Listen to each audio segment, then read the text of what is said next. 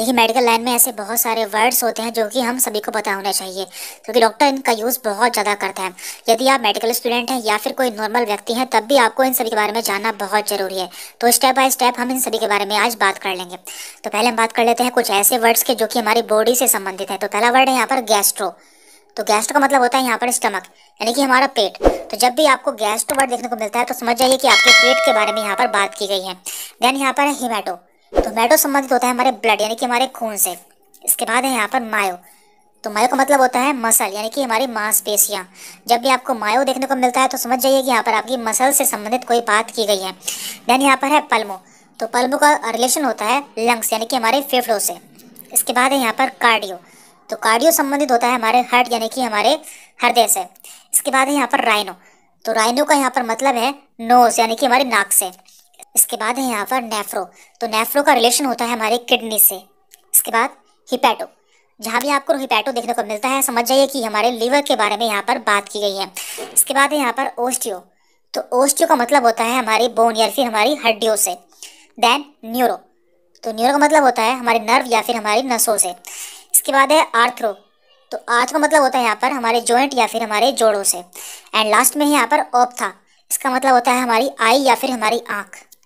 अब हम अपनी बॉडी से संबंधित कुछ ऐसे वर्ड्स देखने वाले हैं जो कि आपको अक्सर देखने को मिलते हैं। यदि आप इन्हें समझ जाएंगे तो आपको आगे कोई दिक्कत नहीं होगी। तो पहला वर्ड है यहाँ पर डिस। तो डिस का मतलब होता है पेन या फिर डिफिकल्ट। जहाँ पे आपको डिस देखने को मिलता है तो आप समझ जाइए कि यहाँ पर या तो पेन है या फिर कोई डिफिकल्टी है। तो हम इसके एग्जाम्पल भी देख लेते हैं। तो यहाँ पर हमने इसके कुछ एग्जाम्पल लिए जिससे आप इसे समझ सके। तो यहाँ पर हमने पहला एग्जाम्पल है डायसूरिया। तो यहाँ पर डिस का यूज़ किया गया है। इसका मतलब होता है या तो पेन यानी कि दर्द या फिर डिफिकल्टी यानी कि कोई डिफिकल्टी है। तो डायसूरिया का मतलब होता है पेनफुल यूरिनेशन, यानी कि उसे यूरिन करने में पेन हो रहा है यानी कि दर्द हो रहा है। इसके बाद है यहाँ पर डिसमिनोरोइया। तो यहाँ पर भी डिस का यूज़ किया गया है, मीन्स पेन यानी कि दर्द। पेनफुल मेंस्ट्रुएशन, यानी कि जो लेडीज़ है उसे जो मेंसेस हो रहे हैं साथ में उसके पेन भी हो रहा है। इसके बाद है यहाँ पर dysphagia, means difficulty in swallowing, यानी कि किसी को खाने को निगलने में या फिर पानी को निगलने में डिफिकल्टी हो रही है। तो यहाँ पर भी डिस का यूज़ किया जाता है। एंड लास्ट में यहाँ पर डिस्पनिया। इसका मतलब है डिफिकल्टी इन ब्रीथिंग, यानी कि सांस लेने में डिफिकल्टी या फिर प्रॉब्लम होना। तो इससे आप जान पाएंगे कि डिस का मतलब होता है या तो पेन या फिर डिफिकल्टी। इसके बाद हमारा अगला सफिक्स है आइटिस। जहाँ भी आपको आइटिस देखने को मिलता है तो आप समझिए कि यहाँ पर इन्फ्लामेशन हो चुका है, यानी कि यहाँ पर सूजन है। तो हम इसके एग्जाम्पल भी देख लेते हैं। तो देखिए, यहाँ पर हम आपको समझाने के लिए इसके 4 एग्जाम्पल लिए हैं। इसी तरह से इसके बहुत सारे एग्जाम्पल हो सकते हैं। तो पहला एग्जाम्पल है यहाँ पर कंजक्टिवाइटिस। तो कंजक्टिवा क्या होती है? हमारी आइज का एक पार्ट होता है, यानी कि हमारी आँख का एक पार्ट होता है। यदि वहाँ पर इन्फ्लामेशन हो जाता है तो उसे हम कंजक्टिवाइटिस कहते हैं, या फिर इन्फ्लामेशन ऑफ कंजक्टिवा। इसके बाद यहाँ पर अपेंडिसाइटिस। तो अपेंडिक्स प्लस आइटिस मीन्स हमारे अपेंडिक्स में इन्फ्लामेशन हो चुका है। इसके बाद यहाँ पर आर्थराइटिस।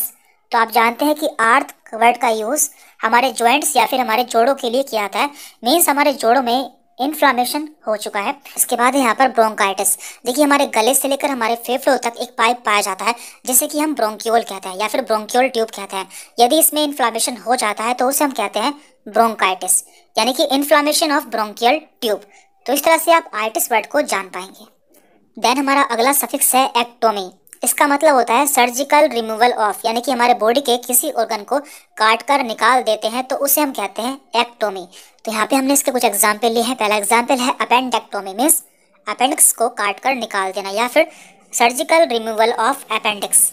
इसके बाद है यहाँ पर कोलेस्टेक्टोमी, मीन्स गाल ब्लैडर को काट कर निकाल देना। देन यहाँ पर है हिस्टेक्टेक्टोमी। तो देखिए, हिस्टेक्ट वर्ड का यूज़ हमारे यूट्रस के लिए किया जाता है।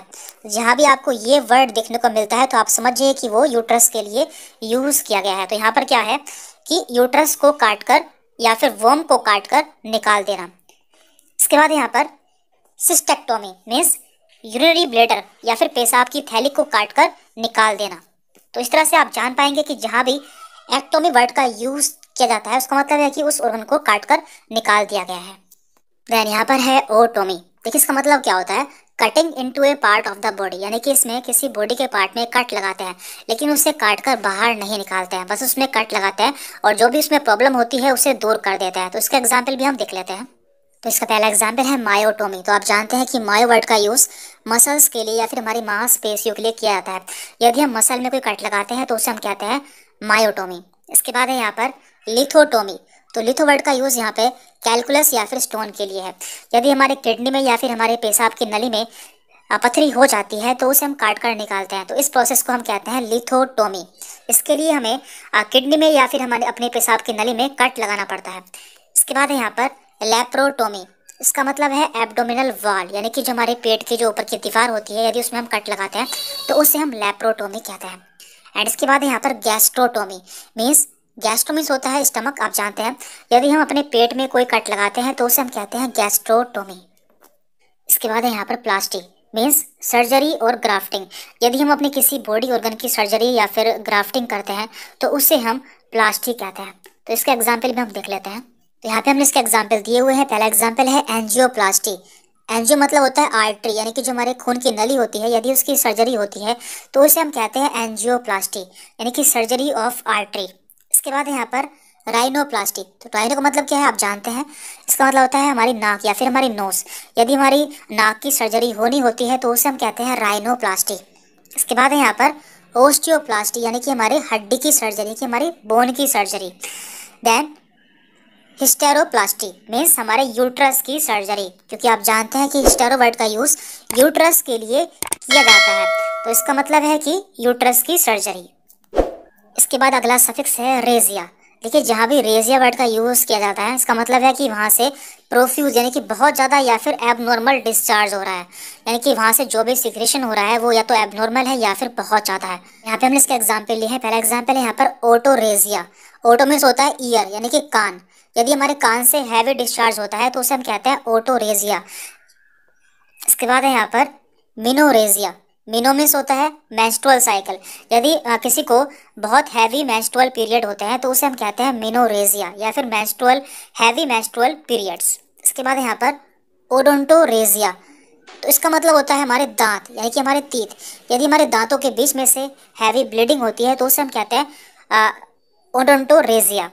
देन इसके बाद है लिम्फोरेजिया, यानी कि लिम्फ नोड से या फिर लिम्फ वेसल से यदि एक्सेसिव डिस्चार्ज होता है तो उसे हम कहते हैं लिम्फोरेजिया। इसके बाद है यहाँ पर पैथी। देखिए, पैथी वर्ड का यूज़ डिसीज़ या फिर डिसऑर्डर के लिए किया जाता है। यदि किसी ऑर्गन में या फिर किसी बॉडी के पार्ट में डिसीज़ हो जाती है या फिर कोई खराबी हो जाती है तो वहाँ पर पैथी वर्ड का यूज़ करते हैं। तो एग्जाम्पल है मायोपैथी। मायो का मतलब होता है मसल, यानी कि मांसपेशियाँ। तो यदि मसल्स में प्रॉब्लम या डिसीज़ होती है तो उसे हम कहते हैं मायोपैथी, यानी कि डिसीज ऑफ मसल्स। इसके बाद है यहाँ पर कार्डियोपैथी, यानी कि हार्ट में प्रॉब्लम हो चुकी है, यानी कि हार्ट में डिसीज हो चुकी है। इसके बाद है रेटिना। रेटिना मीन्स हमारे जो आँख में रेटिना पाई जाती है तो उसके लिए यहाँ पर यूज़ किया जाता है रेटिनोपैथी। एंड लास्ट में है यहाँ पर न्यूरोपैथी, यानी कि हमारे नर्व में या फिर हमारे नस में डिसीज हो चुकी है या बीमारी हो चुकी है तो उसे हम कहते हैं न्यूरोपैथी। यानी कि पैथी वर्ड का यूज़ बीमारी के लिए करते हैं। जहाँ भी आपको पैथी देखने को मिलता है तो आप समझ जाइए कि यहाँ पर बीमारी के लिए वर्ड यूज़ किया गया है। अब हम बात कर रहे हैं डॉक्टर प्रिस्क्रिप्शन एब्रीविएशन, यानी कि ऐसे कुछ वर्ड्स होते हैं जो कि डॉक्टर बहुत ज़्यादा यूज़ करते हैं, जैसे कि ओडी, बीडी, टीडीएस। तो इन सभी के बारे में आपको पता होना चाहिए। यहाँ पर पहला वर्ड है आरएक्स। तो एक बहुत ही कॉमन वर्ड है जिसका यूज़ डॉक्टर अपने प्रिस्क्रिप्शन पर या फिर अपने पर्चे पर करते हैं। इसका मतलब होता है ट्रीटमेंट। इसके बाद यहाँ पर कुछ ऐसे वर्ड्स हैं जो कि डॉक्टर मेडिसिन के आगे लिखते हैं, जिससे पता चलता है कि ये मेडिसिन आपको कितनी बार लेनी है और कब लेनी है। तो यहाँ पर पहला वर्ड है ओडी। इसका मतलब है वंस अ डे, यानी कि ये मेडिसिन आपको दिन में एक बार लेनी है। BD means twice a day, यानी कि यह दवा आपको दिन में 2 बार लेनी है। इसके बाद यहाँ पर TDS means 3 times a day, means आपको यह दवाई दिन में 3 बार लेनी है। Then QDS means 4 times a day, means आपको यह दवाई दिन में 4 बार लेनी है। SOS मीन्स इफ नेसेसरी, यानी कि यदि ज़रूरत हो तभी आपको यह दवा लेनी है। देन यहाँ पर है स्टैट। इसका मतलब होता है इमीडिएटली, यानी कि यह दवा आपको तुरंत लेनी है। इसके बाद यहाँ पर AC मीन्स बिफोर मील्स, यानी कि आपको यह दवा खाने से पहले लेनी है, यानी कि खाली पेट लेनी है। Then PC means after meals, यानी कि आपको यह दवा खाना खाने के बाद लेनी है। एंड लास्ट में यहाँ पर HS मीन्स बेड टाइम, आपको यह दवाई सोते समय लेनी है। तो ये सभी ऐसे एब्रिविएशन हैं जो कि मेडिकल फील्ड में बहुत ज़्यादा यूज़ किए जाते हैं। तो आज की वीडियो में इतना ही था। यदि आप हमारे चैनल पर नए हैं तो चैनल को सब्सक्राइब कर